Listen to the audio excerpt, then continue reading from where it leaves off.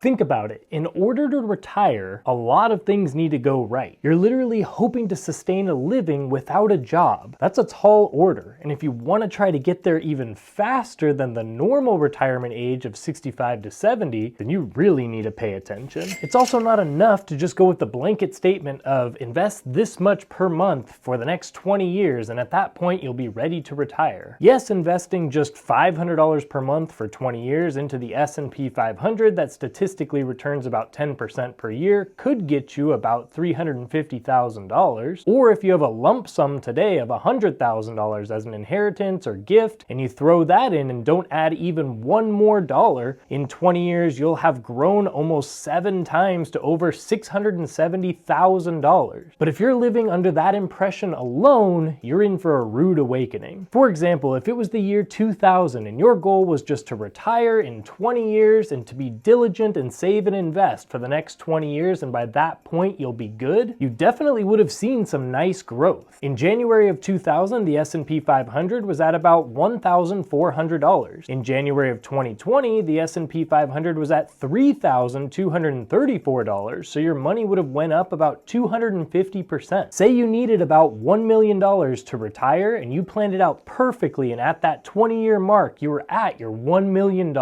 Well, just 2 months later, your investment would have lost about 20% just like that. You just wiped away $200,000 in the blink of an eye, and maybe you would just quit your job because you knew you were going to start living off of that retirement income. So what would you do then? Nobody really explains this part of retiring early. We all have a pretty good idea of how to build up our investments and that compound interest is our best friend, but less of us know how to actually preserve that wealth and actually retire. If you want to retire soon or ever, this video is going to change your life.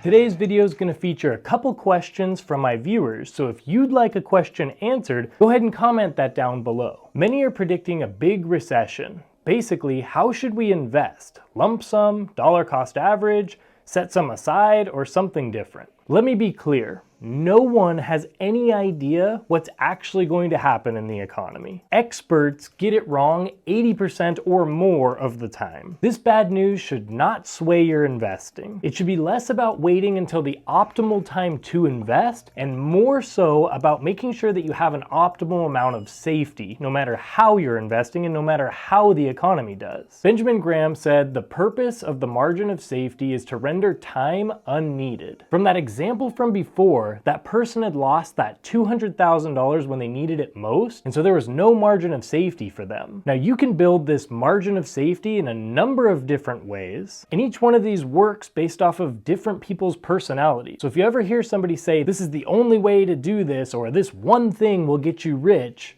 run. So number one on how you can actually retire and how you can build up this margin of safety is obviously to pick less volatile assets. There's so many different things that you can invest in, like stocks, cryptocurrency, ETFs and index funds, real estate. The more volatile the asset is, the more risk there is involved. My list of most risky to least risky would go something like crypto as the most risky, then individual stocks, then real estate, then ETFs, then bonds or cash in a high yield savings account. I basically look at it like, can this asset ever go to zero? Or can it lose a substantial amount in a very short period of time? When you're very young, investing in these riskier assets is appropriate, and it's something where you can build wealth very, very quickly. You could also lose very, very quickly, but at least you can recover. Certain cryptos have gone up like 1,000% in a month, but also have gone all the way to zero, where you lose literally everything. Same thing with individual stocks. Those things can pop off 100, 200, 300% in a year,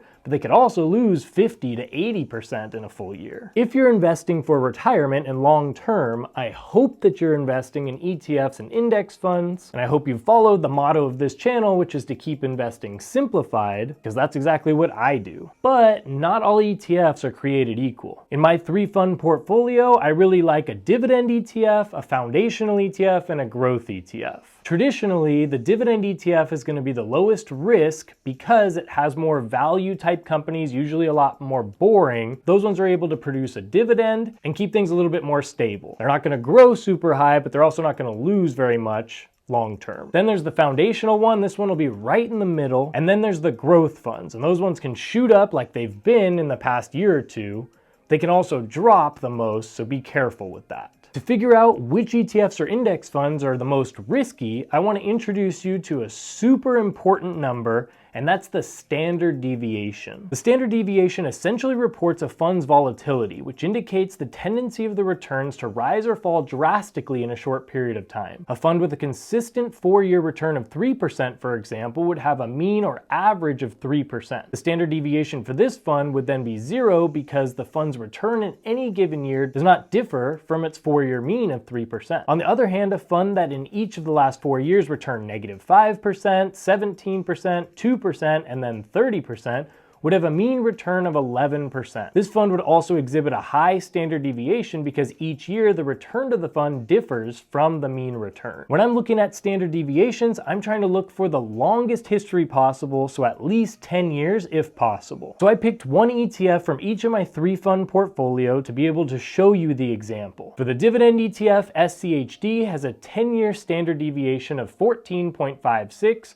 which will be the lowest due to its value stock nature. For the foundational ETF, VOO, or the S&P 500, has a 10-year standard deviation of 15.12. The last one is the growth ETF, which is VGT, which should have the highest standard deviation because it's going to be the one that can grow the most but also drop the most. VGT has a 10-year standard deviation of 19.18, but then also looking at that 3-year, it's all the way up to 23. So as you get closer to retiring and actually wanting to stabilize your money in some regard, you're gonna want the lowest standard deviation to give you the most safety. Now, the next way that you can keep that margin of safety in your investing, like Benjamin Graham suggests, is by keeping the investments with a higher risk if you'd like, but then by adding in that safety yourself. This is more so the way that I'm investing right now, and I like this one so much because you can keep that upside while also keeping yourself so safe. So what you do is in your total portfolio,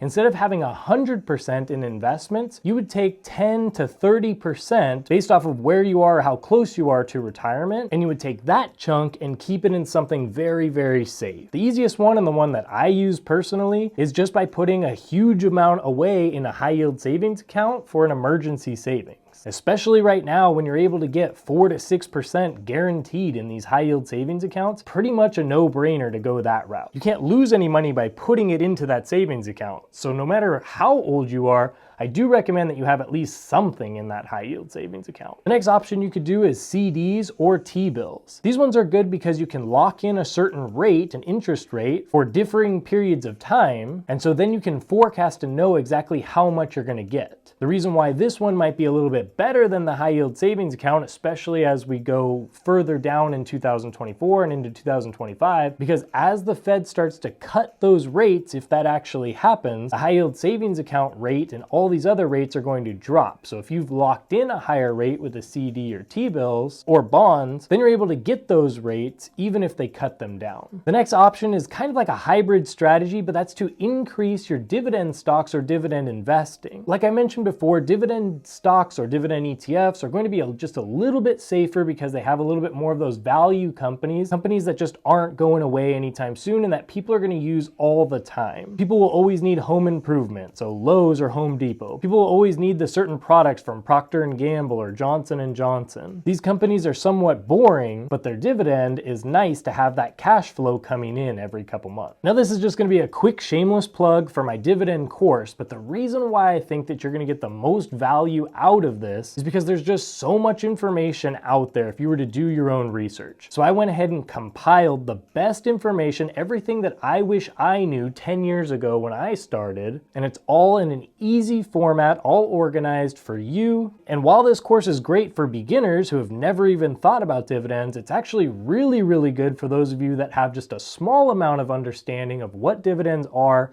and if you'd like to invest in that asset class. There's also some free resources that you get along with the course, and it's not just myself, it's another dividend investor explaining a bunch of different things that literally took me 10 years to figure out, so you could figure it out in just a couple of nice videos. The link is down in my description of this video and pretty much all of my videos, and it's only $79, and I think it's going to be well worth it. But yes, investing in dividend type stocks or ETFs is such a solid strategy, especially if you're anywhere near retirement age, because you get to use that dividend to supplement for income, and it never touches the asset. So you could either keep that asset forever, you could hand it down to family members, or give it to charitable contributions. It's definitely the way that I'm investing for the bulk of my investments, especially as I get closer to using that as fully retirement income. Next is one that most people think of when you think of safety and stability, but you need to do it right, and most people do not. This person asked, what do you think of a bond ETF as a security investment part of the portfolio? I actually do like bonds for some of you, and I'll explain why. Looking at BND ETF, which is the Vanguard Total Bond Market ETF, first of all is the healthy cash flow of a nice monthly dividend, not quarterly,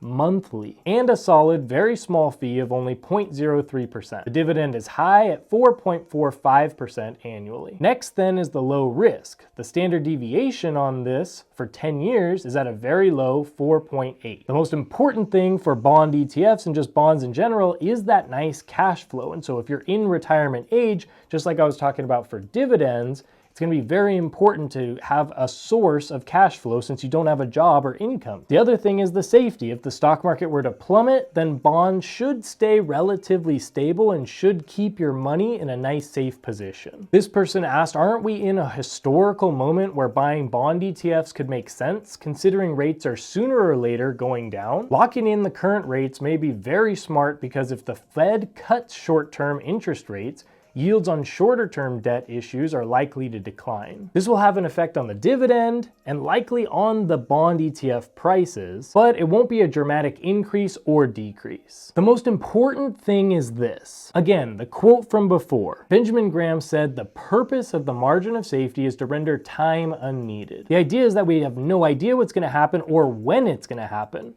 So we want to have this margin of safety for no matter what. It's going to look different for each of you, but the thing that's going to give you the most amount of safety is, number one, having a plan, and number two, rebalancing as you get closer to retirement age. The ETFs that you use to get to retirement are not probably going to be the same, or at least in the same percentage allocation, as the ones that are going to get you through retirement and keep you safe in retirement. To go deeper on the actual percentages for your portfolio, no matter what age you are, I broke it down deep in this video here. You can easily check how you stack up and what your retirement portfolio looks like at this point, and how close we can get it to that so that you can be safe but also retire nice and rich.